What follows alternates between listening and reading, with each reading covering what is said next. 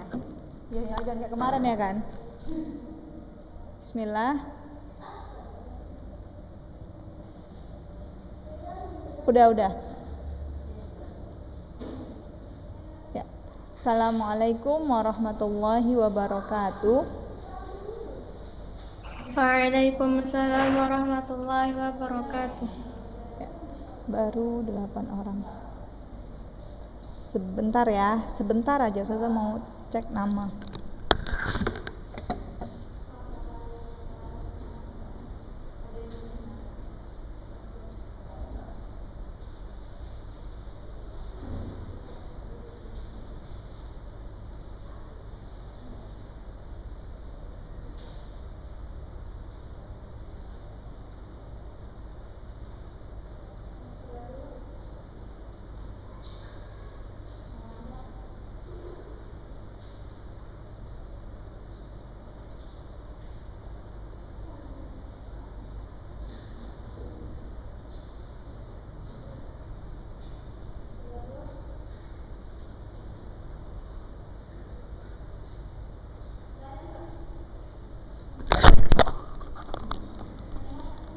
Iya.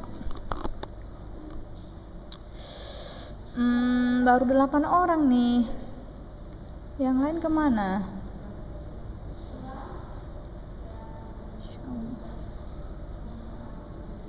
Ya. Alhamdulillah hamdan katsiran thayyiban mubarakan fih kama yuhibbu rabbuna wa yardah. Asyhadu an la ilaha illallah wahdahu la syarikalah wa asyhadu anna Muhammadan abduhu wa rasuluhu la nabiyya ba'da amma ba'du. Thayyib, talibat. Ya. Mungkin teman-teman kita ya berhalangan untuk bisa mengikuti pelajaran live melalui Zoom.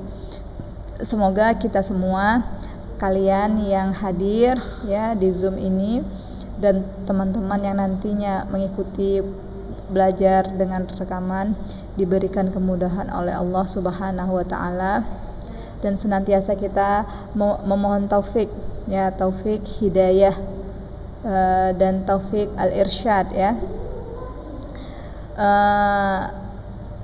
Anak-anak semuanya,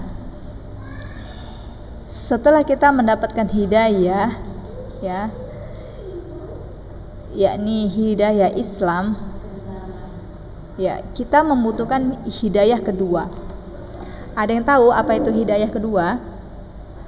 Ya boleh dibuka kameranya ya biar Ustazah lihat kalian. Ya. Kita membutuhkan hidayah ya, hidayah Islam. Dan alhamdulillah kita dilahirkan dari kedua orang tua yang muslim. Maka kita telah mendapatkan hidayah Islam. Setelah kita mendapatkan hidayah Islam, maka kita butuh hidayah berikutnya. Ada yang tahu apa itu hidayah berikutnya? Salsa Madinah, Sofi Aurel, Nabila, Sofi Nabila, Arya. Ada yang tahu? Ditebak aja nggak apa-apa. Apa Sofi Aurel? Iman saja. Hidayah iman. Ada yang bisa lain jawab? Ya, yang dimaksud hidayah yang Ustazah maksud ya, yaitu hidayah kepada sunnah, yaitu hidayah menempuh jalannya Nabi Sallallahu Alaihi Wasallam serta para sahabatnya serta orang-orang yang mengikuti Nabi kita Muhammad Sallallahu Alaihi Wasallam. Tuh. Karena banyak orang yang telah mendapatkan hidayah Islam namun dia belum mendapatkan hidayah sunnah. Nah, jika kita telah berada di hidayah sunnah, Masya Allah, kemudian kita butuh lagi hidayah berikutnya. Apa itu? Ya, hidayah taufik, yaitu hidayah kepada kebaikan dan mengamalkan kebaikan tersebut. Itu. Jadi dalam mengamalkan ilmu, ya, itu juga kita butuh hidayah taufik, ya. Allah menunjukkan kepada kita irsyad, ya, kepada kebenaran, lalu Allah berikan kita hidayah untuk melakukan irsyad tersebut, menempuh irsyad tersebut, ya. Allahu a'lam. Nah, semoga Allah Subhanahu wa taala memberikan kita hidayah, tidak hanya sampai kepada hidayah Islam saja, tetapi hidayah sunnah dan hidayah untuk melakukan amal kebaikan, yakni mengamalkan ilmu. Amin, Allahumma amin. Ya, alhamdulillah Ananda, ya, seiring berjalannya waktu, ya, hari ganti Senin, Selasa, Rabu, Kamis, Jumat, Sabtu, Minggu, Senin, Selasa, ini udah Selasa lagi. Nah, itu pertanda semakin sedikitnya waktu kalian belajar. Sudah semakin sedikit waktu kalian belajar. Di mana? Iya, di Ulun Nuha, ya. Semakin sedikit waktu kalian belajar di Ulun Nuha, bukan belajar di dunia, ya. Karena ilmu itu luas, nggak hanya di Ulun Nuha. Setelah selesainya kalian nanti, kalian tetap berkewajiban untuk belajar, ya. Jadi Ustazah harapkan, ya, kalian SD, SMP, SMA, ya, menjadi pemicu atau menjadi datangnya semangat untuk di kemudian hari menjadi thalibul ilmi sesungguhnya. Nah, ini kan SD, SMP, SMA itu kan istilahnya dasar, ya. Kalian diberi pengetahuan secara keseluruhan, ya, secara umum, tapi belum mendetail. Nah, ketika nanti setelah lepas SMA, nah, kalian boleh cari mana pelajaran atau jurusan mana yang paling kalian minati dan kalian paling senang di situ, ya. Tetapi ingat, ada beberapa pelajaran yang harus tetap selama-lamanya kalian pelajari. Apa itu? Akidah, ya. Seseorang kita yang belajar akidah itu hidupnya tenang, nak. Hidupnya tenang, ya, tidak gerusak-gerusuk, tidak cemas, tidak takut, tidak khawatir nanti aku mau jadi apa, nanti aku akan bagaimana, setelah ini aku mau ngapain, ya, dan lain sebagainya. Tidak. Kita, kalian yang terus menerus belajar ilmu akidah, maka akan Allah berikan ketenangan di dalam hatinya, insyaallah. Nah, jadi sampai kapanpun anak-anak ustazah yang sekarang ustazah lihat wajahnya dan yang nanti mendengarkan rekaman video, teruslah belajar akidah, ya. Jangan pernah merasa cukup satu kitab ini udah selesai, udah berarti aku sudah mahir, berarti semua adik-adik yang di bawahanku itu ilmunya belum sepantaran sama aku. Seperti itu, enggak. Ilmu akidah dibahas satu kitab, maka ada kitab yang lain lebih luas. Selesai kitab yang lebih luas, ada yang lebih luas lagi, dan ada. Masya Allah, ilmu itu luas, nggak ada ujungnya. Jadi tetap kalian teruslah kalian belajar dimanapun kalian inginkan, tetapi ilmu akidah jangan pernah ditinggalkan. Nah, itu pesan ustazah. Semoga bermanfaat. Nah, kembali kita ke pelajaran mustalahul hadis, dan ada yang mau ustazah ralat dari pembelajaran kita minggu lalu, ya. Yakni di hadis al-mu'allaq, huwa ma hudhifa min mabda'i isnadihi rawin fa akthar ala tawali. Hadis mu'allaq itu yaitu yang dihapus di awal sanadnya satu orang perawi atau lebih, ya, bisa 2, bisa 3, ya, alat tawali, secara berurut. Nah, minggu lalu di keterangan ustazah bilang awal sanad itu adalah sahabat, ya, akhir sanad adalah yang meriwayatkan kitab. Nah, ternyata terbalik, ya. Setelah ustazah baca-baca kembali ya. Nah, yang awal sanad itu adalah pengarang kitab ya, penulis hadis tersebut. Dia menuliskan hadis di dalam kitabnya. Sementara akhir sanad adalah para sahabat. Bisa sahabat ya, bisa tabi'in, bisa tabi'ut tabi'in. Nah, itu akhir sanad. Wallahu a'lam. Nah, kita kemarin terhenti pada hukum hadis mursal ya, hukum hadis mursal. Apa itu al-mursal? Huwa ma saqata min akhir isnadihi man ba'da tabi'i. Hadis mursal itu ya gugur di akhir sanadnya perawi setelah tabi'in.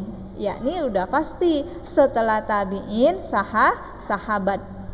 Ya. Contohnya seperti ini, ayyaqulat tabi'i. Ada seorang tabi'i yang mengatakan, telah bersabda Rasulullah SAW begini dan begitu. Nah, seolah-olah tabi'in ini langsung mendengar dari Rasulullah SAW. Siapa yang dihapuskannya? Sahabat Rasulullah SAW. Nah, hukum hadis mursal. Yang pertama udah kita artikan ya. Udah apa belum, Sofia Aurel? Hukum hadis mursal yang pertama udah ada coretan belum di buku Aurel artinya atau apa? Udah, Ustazah. Udah. Ya, sama-sama Dina, Kaila, Balkis, Ainus, Ardea, Putri Khairun Nisa, Azkia, Sofi Nabila, Maisaro, Zahrani, silahkan dibuka kameranya. Ya. Janganlah terus-terus diingatkan, setiap belajar buka kamera. Kalau sama Ustadz baru kalian tutup ya. Jangan terbalik. Kalau sama Ustazah kalian buka tutup. Ketika sama Ustadz kayak pura-pura salah pijit kayak gitu ya, tahu-tahu nampak mukanya, waliyadzubillah ya. Jangan sampai. Berlindung kita kepada Allah Subhanahu wa taala tentang kekhilafan yang fatal seperti itu ya. Ketika sama Ustadz salah pijit seperti itu ya. Ketika sama Ustazah nggak pernah salah pijit. Waliyadzubillah. Ya, Kaila Wanda, aina anti Kaila Wanda? Maisaro udah ada, Putri Khairun Nisa, Balkis, aina anti? Ya, sebentar ya. Ada panggilan penting ini. Assalamualaikum Umi. Oh, Ana lagi nggak di TK nih, di sekolah Ana nih. Nah, iya, Ustazah Suci atau enggak Ustazah Mufidah nih. Ustazah Maya lagi istirahat nih, dia cuti. Ya Umi, assalamualaikum. Nah, hukum yang kedua setelah hukum hadis mursal adalah dhaif dan mardud. Ini menurut jumhur para ulama hadis. Karena apa? Karena hadis mursal ya tidak lagi bersambung sanadnya. Karena ada yang dibuang, karena ada yang digugurkan, maka enggak bersambung lagi sanadnya. Maka mutlak menurut jumhur al-muhaddis ini hadisnya dhaif dan mardud ya. Karena syarat hadis yang diterima diantaranya adalah sanad yang bersambung. Ini menurut pendapat yang pertama. Karena ikhtilafal ulama ya, para ulama hadis berbeda pendapat tentang hukum hadis mursal. Yang kedua, sahihun maqbul. Sahihun maqbulun. Menurut siapa ini? Inda Abi Hanifah wa Malik wa Ahmad. Nah, indahum al-hadithul mursal sahihun maqbul. Lakin inda jumhuril muhaddithin al-hadithul mursal dhaif mardud. Nah, lakin inda Abi Hanifah wa Malik wa Ahmad sahihun maqbul bisyartin ya. Ada syaratnya. Meskipun Imam Abu Hanifah, Malik, Ahmad mengatakan hadis mursal sahihun makbul, tetapi mereka nggak bermudah-mudah juga. Mereka letakkan syaratnya. Apa itu syaratnya? Bisyartin ayyakunal mursilu, ya, an yakunal mursilu thiqatan wala. Nah, ini kemarin yang Ustazah bilang ini kita tinggalkan ya. Nah, setelah Ustazah cari-cari bingung ya, artinya juga enggak mungkin. Kalau dia ini fi'il, enggak mungkin barisnya fathatani. Lihat, wala yuslan, enggak mungkin, pasti ini fi'il. Nah, ada kesalahan. Wallahu alam, Ustazah cocok-cocokkan ini wala yusallim, ya, wala yusallimu. Ya, silahkan kalian benarkan di buku kalian kalau memang sama cetakannya seperti yang di PDF ini. Wala yusallimu illa an thiqatin. Syaratnya hendaknya yang meriwayatkan hadis mursal, ya, hendaknya yang meriwayatkan hadis mursal seorang rawi yang thiqah. Seorang rawi yang thiqah. Apa itu thiqah? Apa itu perawi yang thiqah? Azkiyah, Ainus Sofia, Balkis. Boleh dibantu? Zahrani Nabila. Apa itu thiqah? Maisarah Khairun Nisa. Putri Khairun Nisa. Di kelas 12 nih banyak Khairun Nisa ya. Yang pertama Putri Khairun Nisa, Maisarah Khairun Nisa. Ada lagi nggak selain mereka berdua nih yang ada Khairun Nisanya? Ada ya yang Hani ya. Oh ya, Hani namanya Khairun Nisa. Apa Hani? Ada Hani di sini? Nggak ada ya. Ya. Nah, jadi di kelas 12 rame Khairun Nisa. Masya Allah. Apa arti Khairun Nisa? Maisarah Khairun Nisa. Apa arti Khairun Nisa? Wanita yang baik ya sudah. Iya betul, wanita yang baik atau kebaikan seorang wanita. Nah, Masya Allah. Jadi orang tua kalian itu memberikan nama pasti ada maksud dan keinginannya.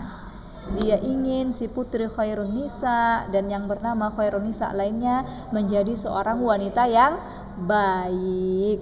Nah, Ustazah tanya, siapa nama wanita terbaik ya di muka bumi ini yang disebutkan di dalam Al-Quran, yang namanya disebutkan di dalam Al-Quran? Namanya ya, benar-benar namanya. Ada yang tahu? Maryam Ustazah. Naam, ahsanti. Siapa ini jawab? Askia Ustazah. Askia. Iya, hanya satu wanita yang namanya benar-benar disebut Maryam. Benar-benar disebut Maryam. Kalau yang lain kan misalkan Imro'atul Imron ya, Imro'atul Aziz ya kan. Kemudian Imro'atul Fir'aun udah, Imro'atul Imron. Nah, hanya disebutkan Imro'ah, istri Imron, istri Fir'aun, seperti itu. Tetapi kalau Maryam langsung disebutkan Maryam. Kira-kira apa itu? Kenapa Allah menyebutkan namanya secara langsung Maryam, enggak pakai Imro'ah titik. Ada yang tahu? Boleh ditebak-tebak aja. Karena kita kan pernah dengar kisah dari Maryam, ya. Karena apa? Karena kemuliaan yang ada pada diri beliau. Maryam itu wanita yang sangat mulia. Mulianya bukan dirinya saja, keturunannya pun dari orang-orang yang mulia. Ayahnya Imron, istrinya Imron, kemudian dirawat oleh pamannya yang sangat mulia, seperti itu. Sehingga jadilah dia seorang wanita yang mulia. Saking mulianya Allah abadikan. Untuk apa? Untuk kita para imro'ah, para wanita mengambil pelajaran dari kisah Maryam. Ya. Yuklah Ustazah kita cerita kisah Maryam ya. nanti ya di waktu khusus kalau udah tatap muka, kalau masih ketemu ya. Masya Allah. Nah, jadi kata Abu Hanifah dan Malik dan Ahmad, hadis mursal itu sahih makbul, tetapi dengan syarat hendaknya yang membawa hadis mursal itu seorang perawi yang thiqah. Wala yusallim illa an thiqah, dan hadis mursal la yusallim, tidak diterima kecuali dari perawi yang thiqah. Oh iya, tadi kan Ustazah nanya apa itu thiqah? Oke, Ustazah ingatkan ya, Ustazah kasih lagi tahu. Thiqah itu seorang perawi yang dhabit dan adil. Perawi yang dhabit dan adil disebut perawi yang thiqah. Nah, lalu hukum hadis mursal yang ketiga. Tadi kan pendapat kedua, sahih makbul. Pendapat yang ketiga, makbul bisyurutin arba'ah. Hadis mursal itu makbul, tetapi dengan 4 syarat. Menurut siapa ini? Menurut siapa Zahrani Nabila? Kaila Wanda? Pendapat yang ketiga menurut siapa? Ibu-ibu? Salsa Madinah, Balkis, Putri Khairun Nisa, Ainus, Imam Syafi'i sudah. Inda Syafi'i. Nah, menurut Asy-Syafi'i hadis mursal itu makbul, tapi harus lulus seleksi ya. Ada syaratnya. Syarat yang pertama, an yakunal mursilu min kibarit tabi'in. Hendaknya yang meriwayatkan hadis mursal itu dari kalangan kibarit tabi'in, tabi'in senior ya, tabi'in senior. Itu syarat yang pertama. Yang membawa hadis mursal itu, perawi yang membawakan hadis mursal itu hendaknya dia dari kalangan tabi'in senior.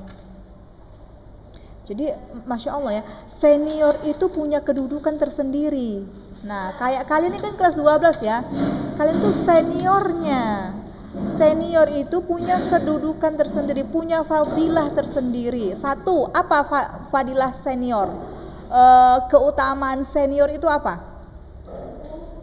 Diakui ya, diakui ilmu ini secara zahir ya, secara zahir. Diakui ilmunya lebih banyak dibandingkan juniornya karena dia lebih duluan dalam menuntut ilmu. Ingat, ini secara zahir.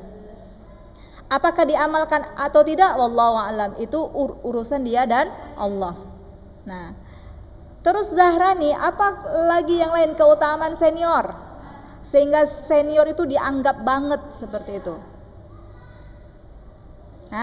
Menurut Zahrani apa? Zahrani kan udah senior nih di Ulunuha nih. Senior itu lebih banyak pengalamannya dibanding junior, ya kan? Dia dulu pernah kelas 7, pernah kelas 8, pernah kelas 9, pernah kelas 10, pernah kelas 11, pernah kelas 12. Apalagi misalkan ini karena kita semuanya di sekolah Ulunuha, apalagi yang seniornya itu benar-benar dari awal udah di Ulunuha, bahkan dari TK-nya udah di Ulunuha. Dia ini udah seniornya Ulunuha ini. Dari Ulunuha cuma 2 kelas kayak gitu ya. Selama dia sekolah di Ulunuha nih asik pembangunan aja, sehingga belajarnya nggak tenang. Ada wawak tukang, ada ini, ada itu, seperti itu. Nah, dia lebih banyak pengalamannya sehingga senior itu lebih disegani ya. Nah, sehingga si senior itu lebih disegani. Seperti itu ya, wallahu a'lam. Nah, jadi syarat yang pertama diterimanya hadis mursal, hendaknya perawi hadis mursal tersebut min kibarit tabi'in. Tetapi untuk kakak-kakak senior ya, untuk orang-orang yang lebih banyak pengalamannya dibanding junior, ingat adabnya. Apa itu? Selalu bersikap tawadu. Apa itu tawadu, Ainus? Putri Khairun Nisa, Salsa Madinah, apa itu tawadu? Tawadu itu adalah tidak benar, tidak pernah merasa lebih hebat dibandingkan yang lainnya.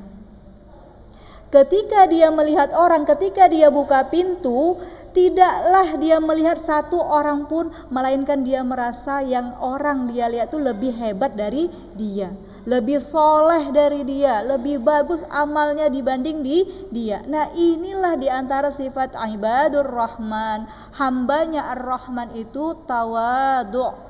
Kalau berjalan gak gaya jalan orang sombong. Kayak mana gaya jalan orang sombong?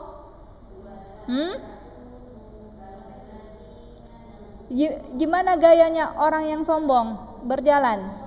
Berkaca pinggang, ya kan? Melihat selalu mengarah ke atas, seperti itu. Ketika berbicara, nadanya itu selalu meremehkan, wal'iyadzubillah. Nah, jadi sikap senior itu hendaklah selalu bertawadhu. Jangan pernah merasa saya ini lebih hebat dibandingkan kelas 7.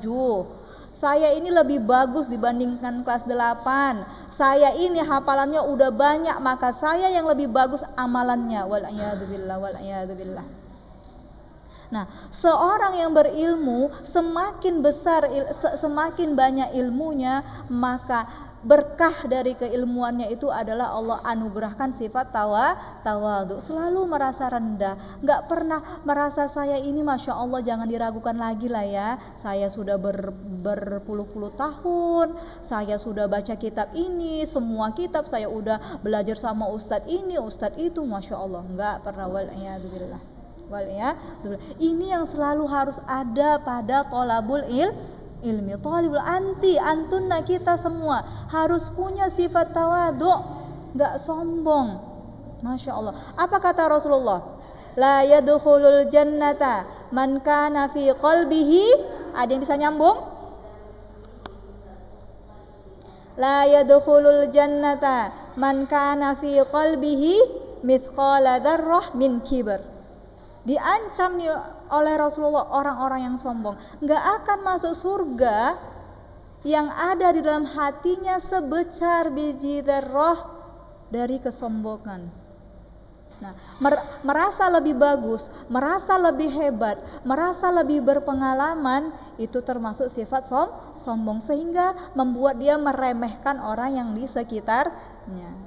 Nah, ini kalian ini senior ya, alhamdulillah. Mungkin agak terhalangi dari kalian untuk munculkan sifat sombong karena daring, ya kan. Nah, tapi coba kalau kita sedang bertatap muka, belajar seperti biasa. Kalau kakak kelas mau naik tangga itu minggir ya, adik kelas minggir. Kakak kelas mau lewat ini, kakak kelas 12, masya Allah, minta dihormati kayak gitu ya, wala'iyadzubillah. Seharusnya kakak 12 itu kalau lihat assalamualaikum dek, nah, masya Allah. Nah, itu dilatih. Ya, Thayyib, habis waktu ya. Nah, karena apa? Karena sengaja Ustazah kalau di kelas 12 ini ya, kalau mau kita habiskan buku ini, itu adalah sesuatu yang mustahil. Sengaja di kelas 12 Ustazah banyak-banyak kasih nasihat ya. Semoga nasihat ini bermanfaat. Meskipun yang pemberi nasihat ini Ustazah ini bukanlah apa-apa ya, dan gak ada jaminan Ustazah tuh lebih bagus dari kalian, lebih banyak ilmunya dari kalian, dan lebih dari enggak. Bisa jadi kalian tuh lebih hebat dari Ustazah, amalannya yang penting lebih bagus, lebih soleh ya.